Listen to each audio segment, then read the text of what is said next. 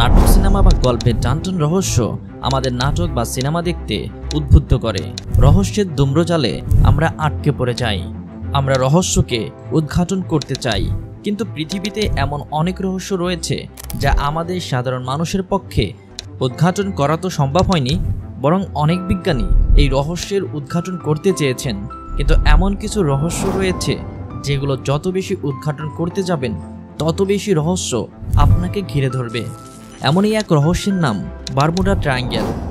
এই Bermuda triangle নিয়ে অনেক বিজ্ঞানী অনেক গবেষণা করে বৈজ্ঞানিকভাবে রহস্য উদ্ঘাটনের চেষ্টা করেছেন, কিন্তু তারপরও আমাদের সাধারণ মানুষের কাছে বারমুডা ট্রায়াঙ্গেল এক রহস্যের নাম। Case study 1।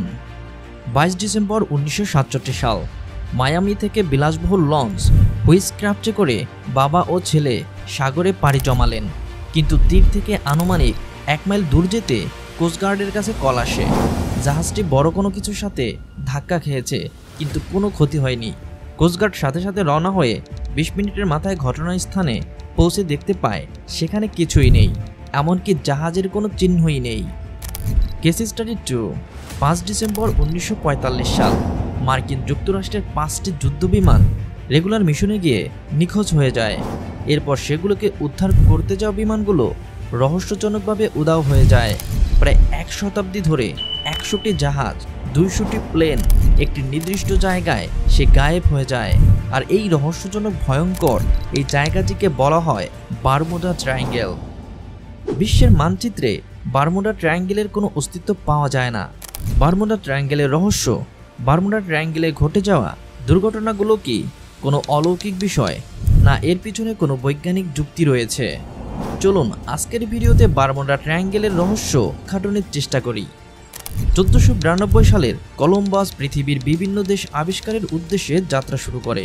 1492 সালের 11 অক্টোবর আমেরিকা পৌঁছানোর পর একদিন আগে তিনি যখন বারমুডা ট্রায়াঙ্গেলে ছিলেন, তখন তিনি কিছু ফায়ারবল লক্ষ্য করেন মাঝ সমুদ্রে। এরপর কলম্বাস সে জায়গাটিকে একটি ভয়ঙ্কর জায়গা বলে অভিহিত করেন।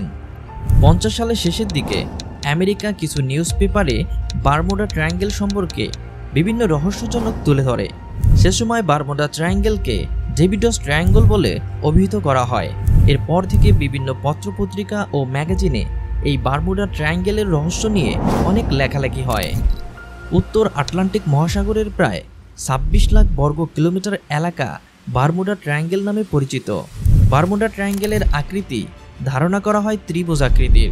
একে ডেভিস ট্রায়াঙ্গেল বা শয়তানি ত্রিভুজ বলা হয়ে থাকে। বারমুডা ট্রায়াঙ্গেলের এই রহস্য নিয়ে অনেকেরই অনেক উদ্ভট ধারণা রয়েছে।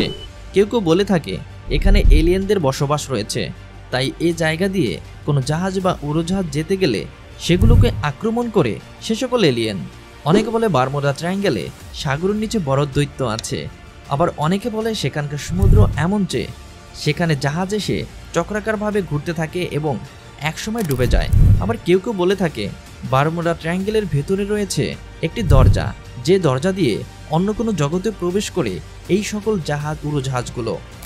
অস্ট্রেলিয়ার সায়েন্টিস্ট ডক্টর ক্যাল ক্রুজেলনেস বলেন বারমুডা ট্রায়াঙ্গেলের রহস্য সমাধান হওয়া সম্ভব নয়, কারণ এখানে কোনো রহস্য নেই।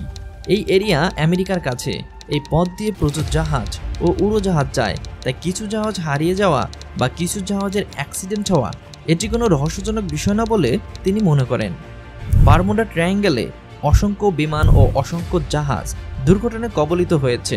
শুধু তাই নয়, এ সকল বিমান ও জাহাজগুলোর পরবর্তীতে কোনো ধ্বংসাবশেষ পাওয়া যায়নি। এই সবগুলো দুর্ঘটনা নিয়ে বিজ্ঞানীরা গবেষণা করে দেখেছেন সবগুলো দুর্ঘটনার পিছনে রয়েছে বৈজ্ঞানিক যুক্তি, অলৌকিক শক্তি বা কোনো অলৌকিক ক্ষমতার বলে বারমুডা ট্রায়াঙ্গেলে এ সকল জাহাজ বা বিমানগুলো উধাও হয়নি। বারমুডা ট্রায়াঙ্গেল এই এলাকাটিতে কম্পাস সঠিক রেটিং দেয় না। বারমুডা ট্রায়াঙ্গেলের আশপাশ অগভীর, সেখানে অসংখ্য হিডেন সোর্স আছে, তাই জাহাজ সেখানে আটকে পড়ার সম্ভাবনা থাকে। পানির নিচে মিথেন হাইড্রেট বা মাড ভলকানোর সৃষ্টি হয়, আর পানির নিচে মাড ভলকানো সৃষ্টি হলে পানির উপরে যত শক্তিশালী জাহাজ থাকুক না কেন সেটি ডুবে যেতে বাধ্য। এছাড়া বারমুডা ট্রায়াঙ্গেলের এলাকাটি হেরিকেন প্রবণ হওয়ায় শক্তিশালী ঝড় হয়ে থাকে এই বারমুডা ট্রায়াঙ্গেলে। বিখ্যাত আবহাওয়াবিদ ও বিজ্ঞানীদের মতে বারমুডা ট্রায়াঙ্গেলের রহস্য এর পেছনে রয়েছে হেক্সাগোনাল ক্লাউড বা ষড়ভুজাকৃতির মেঘ। উত্তর আটলান্টিক মহাসাগরের 20 থেকে 55 মাইল জুড়ে ষড়ভুজাকৃতির মেঘ তৈরি করে উচ্চ ক্ষমতাসম্পন্ন বায়ু, যার গতিবেগ ঘন্টায় 170 মাইল। এই উচ্চ ক্ষমতাসম্পন্ন বায়ুকে বলা হয় এয়ার বম্ব।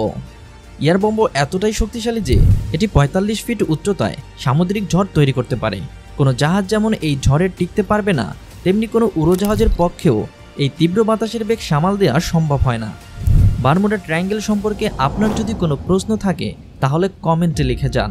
আর আমাদের ভিডিওটি ভালো লাগলে অবশ্যই আমাদের চ্যানেলটি সাবস্ক্রাইব করে পাশে থাকবেন। ধন্যবাদ।